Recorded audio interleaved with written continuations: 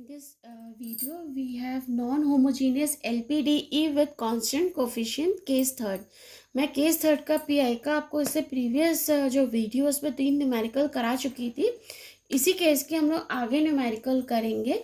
आपका fourth numerical है इसका S plus P minus Q equal to Z plus X Y. चलिए अब इसको डी और डी डैश में लिखते हैं. तो S को हम लोग लिख सकते हैं D into D dash, P is D, Q is D dash, Z इधर आ जाएगा तो -1, Z equal to X Y. तो सबसे पहले हम CF के लिए क्या कंसिडर करेंगे, D into D dash plus D minus D dash -1, Z equal to 0. इन दोनों में से आप D कॉमन ले लीजिए, D डैश प्लस 1.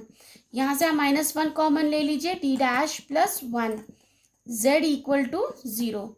तो आपके आ गया D minus 1, D dash plus 1, Z equal to 0.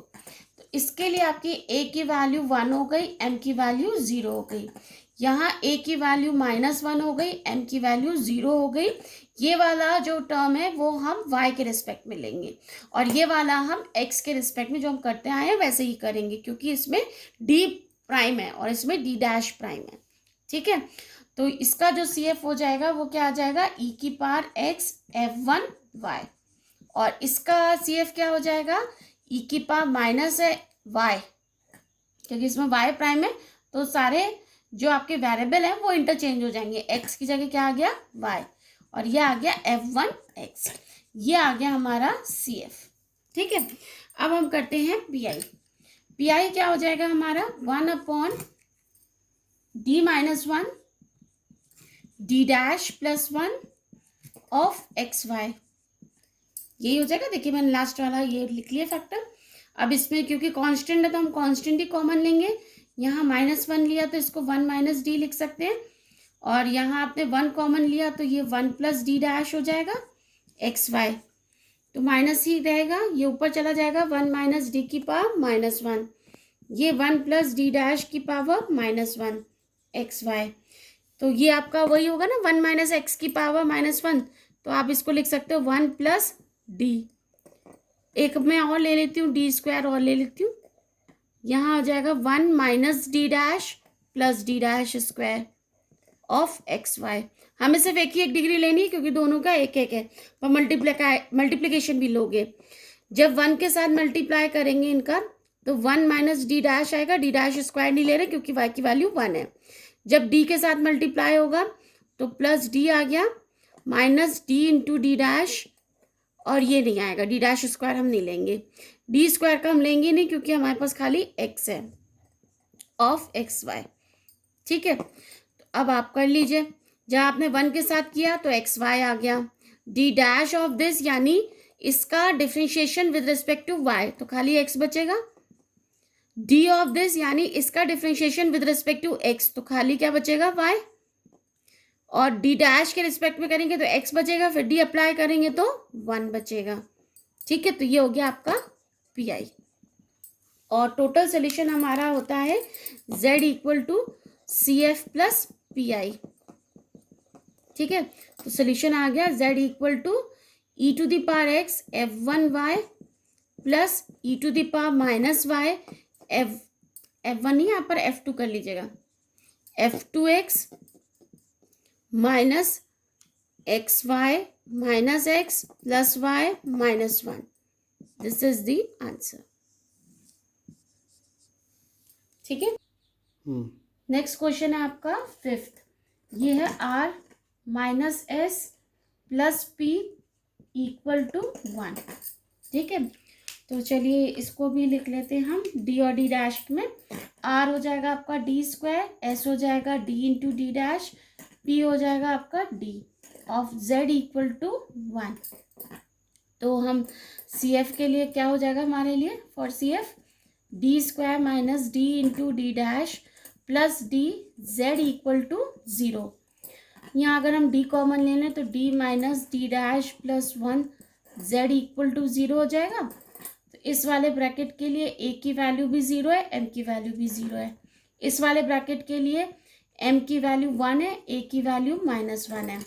तो आपका CF आ गया F1, इसके लिए आ गया F1 y खाली, और इसके लिए आ गया e की power -x F1 y plus x। ठीक है, अब आ गया PI होगा हमारा 1/d into d minus D dash plus 1 applied to 1 को भी हम पॉलिनोमियल की तरह ही ले लें, तो ये आ जाएगा आपका 1/d, और यहाँ से अगर हमने 1 कॉमन ले लिया तो 1 plus d minus D dash of 1, ये आ जाएगा 1/d, तो नीचे ही रहेगा आपका, ये ऊपर चला जाएगा 1 plus d minus D dash की पावर -1 अप्लाइड टू 1। अब इसमें हम ना d ले सकते हैं ना d डैश ले सकते हैं, क्योंकि हमारा 1 ही है खाली, तो हम इसमें क्या लेंगे, खाली 1 ले लेंगे ऑफ 1, तो ये आ जाएगा 1/d ऑफ 1, यानी हमें इस 1 को इंटीग्रेट करना है विद रिस्पेक्ट टू x, तो वैल्यू कितनी आ गई x।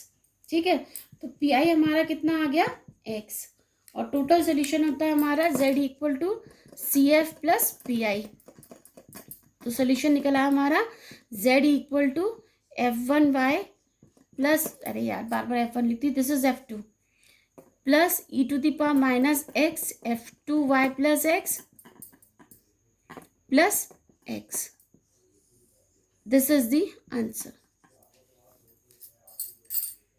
नेक्स्ट है आपका 6th क्वेश्चन है, d into d plus d dash -1 d plus 3d dash -2 z equal to x² minus 4xy plus 2y²। मैं पहले बता रही हूँ, ये थोड़ा सा आपका लेंदी है, क्योंकि यहाँ पे 3 टर्म है, तो ये आपका थोड़ा सा लेंदी पड़ेगा सॉल्व करने पर। ठीक है, इस वाले के लिए हमारा a की वैल्यू 0 हो गई और m की वैल्यू भी 0, इसके लिए a की वैल्यू 1, m की वैल्यू -1, इसके लिए a की वैल्यू 2 और m की वैल्यू -3। तो हमारा CF हो गया F1y प्लस e की power x F2y minus x plus e की power 2x F3y minus 3x। ये तो हो गया हमारा CF। अब आता है हमारा PI, तो PI आएगा आपका 1/d d plus d dash -1 d plus 3d dash -2 applied to x² minus 4xy plus 2y²। तो यहाँ तो d रहेगा, यहाँ से आप -1 कॉमन ले लीजिए, तो ये हो गया 1 minus d plus d dash, यहाँ से आप -2 कॉमन ले लीजिए, तो ये आ जाएगा 1 minus d/2 plus 3d dash upon 2, और ये पूरा अप्लाइड हो रहा है हमारा x² plus minus 4xy plus 2y²। ठीक है, तो यहाँ कुल क्या रह गया, माइनस प्लस हो गए 2, 1/2d, और ये वाले ऊपर गए -d plus d dash to the power -1 1 minus d/2 plus 3d dash by 2 to the power -1 x² minus 4xy plus 2y²। इसमें आप d और d डैश की पावर d 2 ले सकते हैं। ठीक है, तो ये आ जाएगा 1/2d, इसको एक्सपैंड करेंगे 1 plus d dash plus d dash का होल स्क्वायर, ऐसे इसको एक्सपैंड करेंगे 1 plus d/2 plus 3d dash upon 2 plus d/2 plus 3d dash upon 2 का होल स्क्वायर, अप्लाइड हो गया x² minus 4xy plus 2y² पर। अब इसका ब्रैकेट खोल के फिर मल्टीप्लाई करेंगे, 1 प्लस d, मतलब मैं ऐसे लिख लेती हूँ, 1 plus d dash plus d² plus d dash square plus 2 into d dash, ये आ गया 1 plus d/2 plus 3d dash by 2 plus d²/4 plus 9/4 d dash square plus 2 से एक 2 कैंसिल हो जाएगा, 3/2 D into D dash applied हो गया x square minus 4xy plus 2y² में। अब मल्टीप्लाई करते हैं, जब 1 यहाँ से मल्टीप्लाई होगा तो 1 प्लस d/2, सेकेंड ब्रैकेट में से हम d/2 3d'/2 लिख सकते हैं, d² भी लिख सकते हैं, d²/4 plus 9/4 d'² plus 3/2 d into D dash, पूरा टर्म आ जाएगा, है ना, सारे टर्म लिख सकते हैं। जब d मल्टीप्लाई होगा तो एक तो आ गया d, दूसरा आ गया d²/2, फिर आ गया plus 3/2 D into D dash. अब d जब d² से मल्टीप्लाई होगा d³ आ जाएगा, हमें d³ नहीं चाहिए, और क्या आ जाएगा आपका d into D dash square, है ना। तो डी डैश स्क्वायर तो ऑलरेडी आपका y का कोफिशिएंट 1 कर देगा, और फिर आपका d का तो कुछ रहेगा नहीं, तो हम ये वाला भी नहीं लेंगे टर्म। d² डी डैश में भी सेम प्रॉब्लम आएगी, d² वाला टर्म ये है, आप इसको डिफरेंशिएट कर दोगे तो डी डैश का टर्म ही नहीं रहेगा, या डी डैश वाले टर्म को कर दोगे तो आप d² नहीं कर सकते क्योंकि x का कोफिशिएंट 1 है, खत्म हो गया। डी डैश को जब मल्टीप्लाई किया तो टर्म आया आपका d dash plus d into d'/2 और 3/2 d'², और कौन सा आ जाएगा, ये वाला टर्म नहीं आएगा, ये वाला टर्म नहीं आएगा, और ये वाला टर्म नहीं आएगा। d² से जब मल्टीप्लाई करेंगे तो खाली d² आ जाएगा, d³ वाला टर्म नहीं आएगा, d² d' नहीं आएगा, d4 नहीं आएगा, d² d' नहीं आएगा, d³ नहीं आएगा। d² d'² को किया तो खाली d' का टर्म आएगा, बाकी कोई टर्म नहीं आएगा। 2d d' को किया तो 2d इंटू d' आएगा, बाकी कोई टर्म नहीं आएगा, ठीक है। इतना आ गया x² minus 4xy plus 2y²। मैं आपसे पहले कह रही थी ये थोड़ा सा लेंदी है, तो अब मैं थोड़ा सा ऊपर से मिटा के फिर सॉल्व करके हम लिख लेते हैं, ठीक है। यही ऊपर से मिटा रहे ताकि आपको नीचे से भी टैली होता रहेगा। तो बाहर बच रहा है हमारा 1/2d, ठीक है। 1 तो एक ही है, कांस्टेंट 1 है, 1 लिख लिया। अब d/2 का देखिए, एक तो ये हो गया d का टर्म, 1/2 कोफिशिएंट में लिख लेती हूँ 1/2, और d का खाली d का टर्म ये रहा प्लस 1, ठीक है। और खाली d का टर्म कौन सा है, बस यही 2 टर्म है, बाकी तो खाली d के है नहीं, तो ये आ गया प्लस 3/2 d, हटा दिए। अब d' का, सिर्फ d' का एक ये रहा और एक ये रहा, ये कितना था 3/2 प्लस 1, तो ये आ गया प्लस 5/2 d', ठीक है, 5/2 d'। अब आता है हमारा d² का टर्म एक ये है 1/4, ठीक है, और d² का कौन सा टर्म है, ये है 1/2, और कौन सा टर्म है, ये है प्लस 1, तो आपने 4 एलसीएम ले लिया, 1 प्लस 2 प्लस 4 6 7/4 7/4 d²। d' का आपका ये 9/4, ठीक है, और कौन सा हुआ, ये हो गया 3/2 और प्लस 1, तो 4 एलसीएम ले लिया, 9 प्लस 6 प्लस 4, तो ये हो गया आपका 10 19/4 d'²। अब आया सिर्फ d' का, तो ये आ गया आपका 3/2 1/2 और 2, सारे हो गए, कवर हो गए सारे, है ना। 2 एलसीएम ले लिया, 3 + 3 + 1 + 6 सॉरी प्लस 4, क्योंकि 2 है ना, प्लस 4, तो ये आ गया 6 7 7 + 4 11 11/2 11/2 d' of x² minus 4xy plus 2y²। अब करते हैं एक एक करके अप्लाई। जब आपने इसको 1 से मल्टीप्लाई किया तो ये बचा x² minus 4xy plus 2y²। जब 3/2 से किया तो यानी इसको with respect to X differentiate करके लिख लें।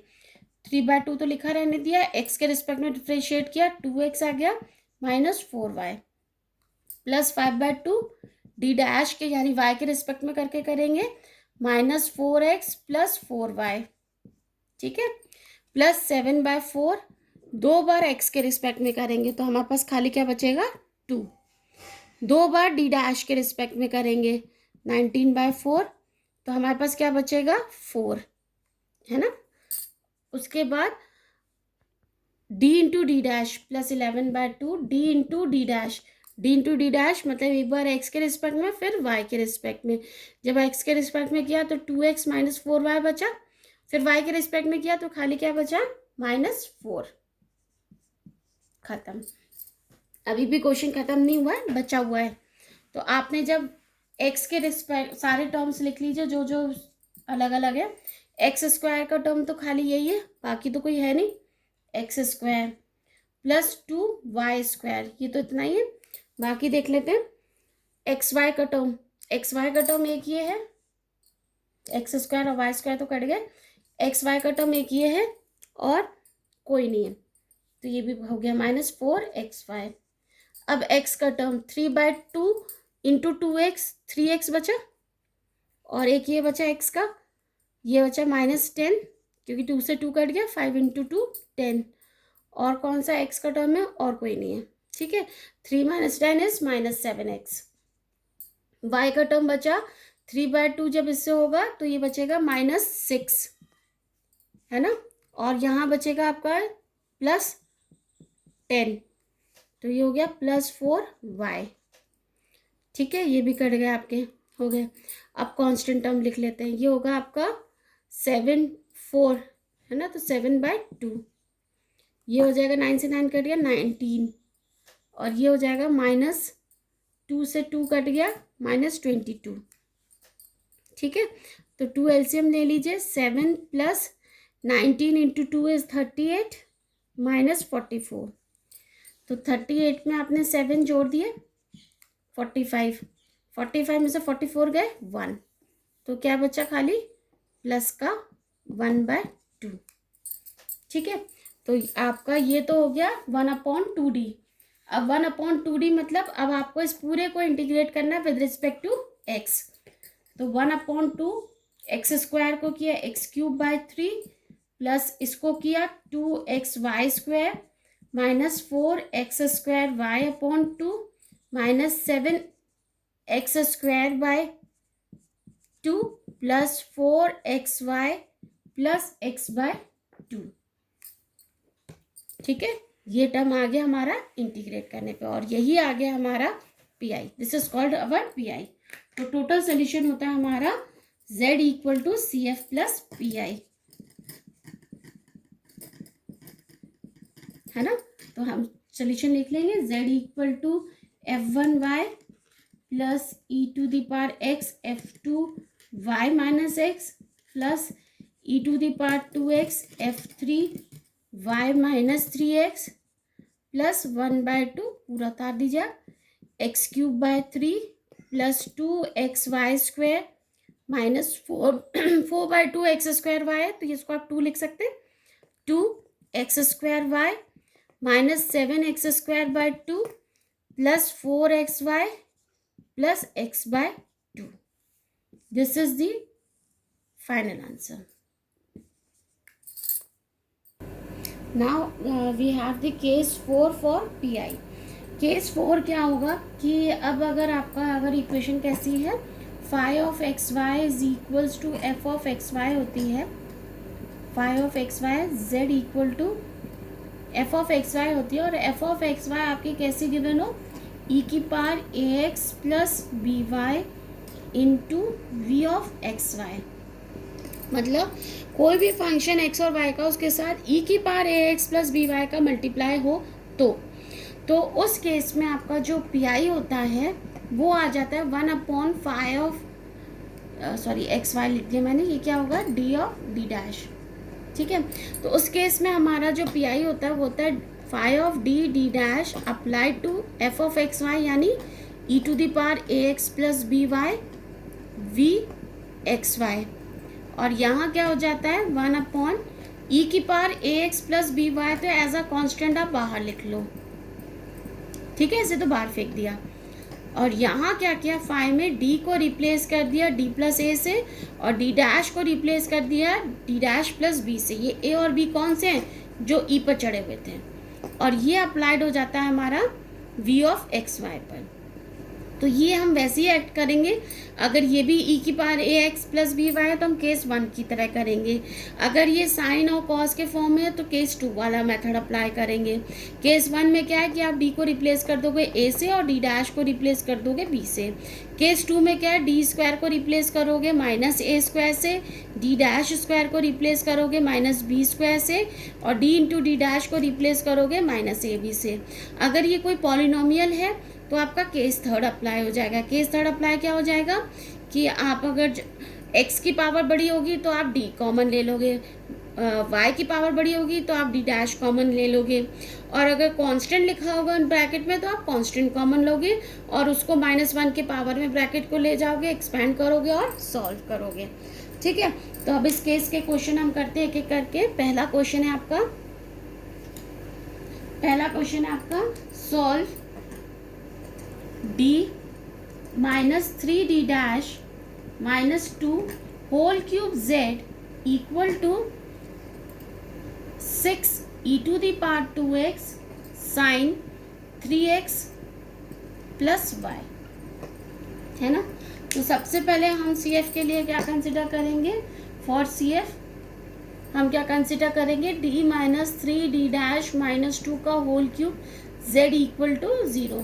तो यहाँ a की वैल्यू 2 है और m की वैल्यू 3 है, तो हमारा CF आ जाएगा, होल क्यूब है, रिपीटेड वाली वैल्यू है, e⁻²x f1 y + 3x plus x e⁻²x f2 y + 3x plus x² e⁻²x f3 y + 3x। ये तो हो गया हमारा CF रिपीटेड वाला, क्योंकि होल क्यूब था ना सेम ब्रैकेट का। अब आता है हमारा PI ध्यान से देखिएगा। PI आ जाएगा 1/d -3d डैश -2 का होल क्यूब अप्लाइड हुआ 6e⁻²x साइन 3x + y पर। तो इस वाले केस में देखिए e⁻x एक और फंक्शन के साथ मल्टीप्लाई हुआ है, तो हम केस 4 लगा देंगे। केस 4 में जब हम इसको अप्लाई करेंगे तो d रिप्लेस हो जाएगा d + 2 से, और d डैश का कोई रिप्लेसमेंट नहीं है क्योंकि यहाँ पर y का टर्म है ही नहीं, तो वो तो d डैश ही रहेगा, ठीक है। तो आप 6e⁻²x को तो कांस्टेंट की तरह बाहर लिख लो, ये आ जाएगा d + 2 -3d dash -2 whole cube applied हो गया साइन 3x + y पर। यही तो बचा, ये तो वापस बाहर चला गया, यही बचा आपका टर्म। अब देखिए +2 और -2 कैंसिल आउट हो गया, ये बचा 6e⁻²x 1/d -3d dash sine 3x + y। अब होल क्यूब वाला फॉर्मूला आप लगा दीजिए। होल क्यूब वाला फॉर्मूला लगाएंगे तो क्या आ जाएगा, 1/d³ a - b का होल क्यूब क्या होता है, a - होल क्यूब b का होल क्यूब होता है a³ - b³ -3a² + 3ab², यही टर्म होता है। तो ये आ जाएगा आपका d³ प्लस हो जाएगा -3 3 = 9 9 3 = 27, तो ये आ जाएगा 27। अच्छा एक चीज़ और है बच्चों, आप इतना बड़ा कर दोगे, उसके अलावा एक चीज़ और है, मैं यहीं पर आपको थोड़ा सा एक चीज़ बता देती हूँ। यहाँ पर आपकी d और d डैश की दोनों की डिग्री सेम है ना, सेम है। तो अब हम यहाँ पर आराम से कौन सा केस लगा सकते हैं, होमोजीनियस वाला, क्योंकि कांस्टेंट टर्म है नहीं और d डैश की डिग्री सेम है।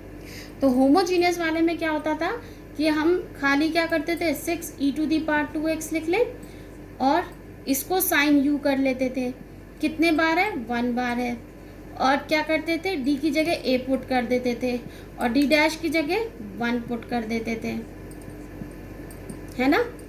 अब यहाँ पे क्या आ गया, केस ऑफ फेलियर,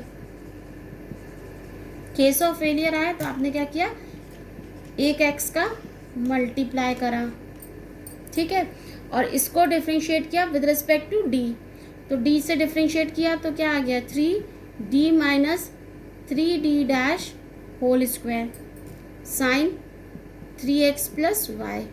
फिर से हम रखेंगे वही d की जगह 3 और y की जगह 1, फिर से केस ऑफ फेलियर अकर होगा, है ना। फिर से आप क्या करोगे, एक और x का मल्टीप्लाई कर दोगे और इसको फिर से डिफ्रेंशिएट करोगे तो क्या आएगा 6d minus 3d dash sine 3x plus Y. फिर से हमारा केस ऑफ फेलियर अकर होगा, है ना।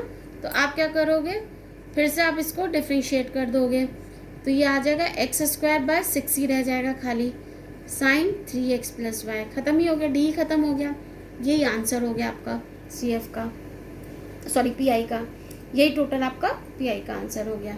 तो बस आप टोटल सोल्यूशन लिख लीजिए। टोटल सोल्यूशन होता है हमारा Z equal to CF plus PI, है ना।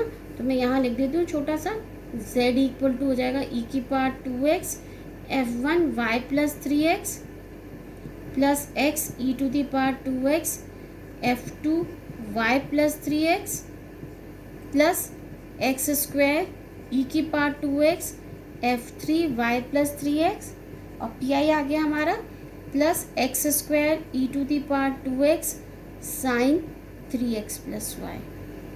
This is the answer. तो आपने देखा बच्चों कि हम लोगों ने क्या किया, यहाँ हमने ये देख लिया होमोजीनियस है, बल्कि नॉन होमोजीनियस का केस था, पर हम ऐसे टर्म पे आ गए जहाँ हमें ये होमोजीनियस के फॉर्म में मिलने लगी, तो हमने सीधे होमोजीनियस वाला फॉर्मूला लगा के इसको सॉल्व कर लिया। नेक्स्ट है आपका सेकंड क्वेश्चन है d minus 3d dash minus 2 का whole square z equal to 2e to the power 2x tan of y plus 3x, ठीक है। तो इसको हम सॉल्व करेंगे। पहले CF के लिए हमारा क्या कंसिडर होगा, for CF d minus 3d dash minus 2 का whole square z equal to 0। तो CF आता है हमारा, यहाँ पर a की वैल्यू 2 हो गई और m की वैल्यू 3, तो CF आ जाएगा हमारा CF is equals to e to the power 2x F1 y plus 3x plus x e to the power 2x F2 y plus 3x, दो ही ब्रैकेट थे, सेम हो गया। अब आता है PI आ जाएगा आपका 1 upon d minus 3d dash minus 2 whole square apply to 2e to the power 2x tan of y plus 3x। तो देखिए e की पावर x और एक और फंक्शन का मल्टीप्लाई केस 4 के अंदर आ गया। यहाँ e की पावर x में हम d को रिप्लेस कर देंगे d प्लस 2 से, और d डैश को d डैश ही रहने देंगे क्योंकि यहाँ पे y का टर्म है ही नहीं, और इसको कांस्टेंट की तरह आपने बाहर कर दिया, d को रिप्लेस कर दिया d प्लस 2 से, माइनस 3 डैश माइनस 2 का whole square tan of y plus 3x, ठीक है। तो देखिए कांस्टेंट रिमूव हो गया, फिर से हमारे पास कैसी आ गई, होमोजीनियस इक्वेशन। देखिए d और d डैश दोनों की वैल्यू सेम है, तो हम क्या करेंगे 2e to the power 2x, हम इसको tan u लिख लेंगे, एक बार ही इंटीग्रेट करेंगे क्योंकि डिग्री एक ही है। d की जगह आप क्या पुट कर दोगे 3 और d डैश की जगह 1, तो देखिए केस ऑफ फेलियर आ गया, केस ऑफ फेलियर। तो आपने क्या किया, एक x का मल्टीप्लाई करा और इसको with respect to d differentiate करा, तो d माइनस 3d डैश ही आएगा tan of y plus 3x। फिर से आप इसको u में रिप्लेस कर देंगे, x बाय मतलब फिर से आप अगर इसमें रखोगे d की जगह आप क्या रखोगे 3 और d डैश की जगह 1, तो फिर से केस ऑफ फेलियर अकर होगा। तो अब हम क्या करेंगे, एक और x से मल्टीप्लाई कर लेंगे एक्स स्क्वायर बाय, और उसको फिर से डिफ्रेंशिएट करेंगे विद रिस्पेक्ट टू d, तो खाली 2 बचेगा, ये तो ऐसे ही बचा y प्लस 3x, 2 से 2 कैंसिल हो गया, ठीक है। तो टोटल सोल्यूशन होता है आपका z equal to CF plus PI। तो z की वैल्यू हो गई आपकी e to the power 2x F1 Y plus 3x plus X E to the power 2x f2 y plus 3x plus X square E to the power 2x tan of y plus 3x. This is the total solution. Next है आपका third question है find the solution of D square minus D dash Z equal to E to the power X E to the power A X plus A square Y. ठीक है, ये question है आपकी book में खाली P दिए रखा है इस क्वेश्चन का, लेकिन मैंने आपको पूरा सॉल्व करने को दिया है क्योंकि ये वाला जो पार्ट होगा ये आपका लीनियर फैक्टर में डिवाइड नहीं होगा। तो हम क्या लिख लेंगे, let the trial solution is z equal to, क्या मानते थे हम trial solution, z equal to, हम लोग क्या मानते थे, z equal to a E to the power H X plus K Y. ठीक है, तो डी स्क्वायर की और डी डैश की निकालते थे, तो डी स्क्वायर जेड हो जाएगा हमारा H square E to the power H X plus K Y, और डी डैश जेड हो जाएगा हमारा K E to the power H X plus K Y. तो सी एफ के लिए हम लोग D square minus D dash of Z equal to 0 मानते हैं, तो हमारी इक्वेशन आ जाएगी, मैं सिंपल फॉर्म में लिख रही हूँ, क्या आ जाएगी, एच स्क्वायर माइनस के, है ना, एच स्क्वायर माइनस के और A E to the power H X plus K Y equal to 0। तो ये तो 0 होगा नहीं, ये 0 हो जाएगा, तो यहाँ से हमें एच स्क्वायर की वैल्यू के मिल जाती है, के की वैल्यू एच स्क्वायर मिल जाएगी। तो मोस्ट जनरल सोल्यूशन हो जाएगा हमारा, मतलब आपको z की वैल्यू क्या मिल जाएगी, A E to the power H X plus H square Y, और मोस्ट जनरल सोल्यूशन हो जाएगा summation A E to the power H X plus H square Y. ये हो जाएगा हमारा, सीधे सीधे हमने के की वैल्यू रख दी एच स्क्वायर। अब आता है हमारा पी आई, जब हमारा पी आई आएगा तो हो जाएगा 1/d square minus D dash applied X E to the power A X plus A square Y. तो आपका यहाँ पर ये वाला टर्म है, तो d रिप्लेस होगा d प्लस ए से, और d डैश रिप्लेस होगा d dash plus A square से, और ये बाहर चला आएगा, तो e की power A X plus A square Y तो बाहर आ गया, ये आ गया d प्लस ए का whole square minus d dash plus A square applied हो गया x पर, e की power A X plus A square Y, A square E to the power A X plus A square Y, और ये आ गया आपका 1/d square plus A square plus 2ad minus D dash minus A square. ठीक है, applied हो गया x पर, तो देखो ए स्क्वायर और ए स्क्वायर कैंसिल आउट हो गया। ठीक है, और आपका एक टर्म डी स्क्वायर वाला है, एक है आपका डी का, और एक है आपका डी डैश का, तो हम इसमें से क्या कॉमन लेंगे, डी का टर्म, क्योंकि डी की पावर हाईएस्ट है। ठीक है, तो ई की power A X plus A square Y होगा, और यहाँ आप क्या कॉमन ले लोगे, 1/, ऐसे वाला ब्रैकेट लिख लेती हूँ, 2a, ये आप ब्रैकेट मत लिखो, कॉमन ही ले रहे हैं हम लोग, तो ये आप लिख लो 1/2ad हमने कॉमन ले लिया, 1/2ad हमने कॉमन ले लिया, तो ये होगा 1 plus d upon 2a minus D dash upon 2ad applied to x, यही बचेगा। अच्छा, हमने 2ad क्यों कॉमन लिया, क्योंकि d की पावर हाईएस्ट है, तो d का टर्म ही लेंगे, और d का कौन सा टर्म लेंगे, जो लोएस्ट डिग्री ऑफ d हो, तो लोएस्ट डिग्री ऑफ d यही है, इसीलिए हमने इसको बाहर लिया है। ठीक है, e की power A X plus A square Y upon 2ad मैंने इधर लिख लिया, ये ऊपर गया आपका d upon 2a minus D dash upon 2ad to the power -1x, तो आप इसको एक साथ लिख लीजिए, तो e की power A X plus A square Y upon 2ad expand किया तो 1 - x आता है, तो 1/d 2da अपॉन ए, इसको लेने का मतलब ही नहीं है, और अगला टर्म भी लेने का मतलब नहीं है, क्योंकि वो फिर d स्क्वायर होगा, हमारे पास खाली x की वैल्यू है। तो ये आ जाएगा ई की power A X plus A square Y upon 2AD।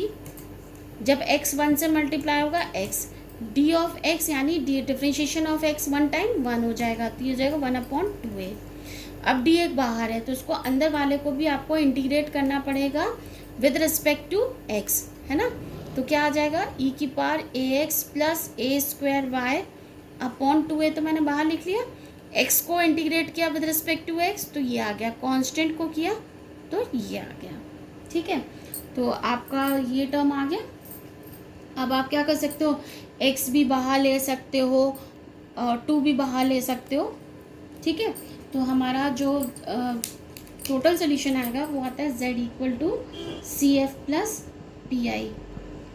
तो सी एफ आ गया हमारा z इक्वल टू ये था summation a E to the power H X plus H square Y plus, अब हम x अगर बाहर लिख लें x E to the power A X plus A square Y, 2 भी बाहर लिख लें तो 4a, और यहाँ आ जाएगा x माइनस 1/a, है ना, 1/a। This is the answer.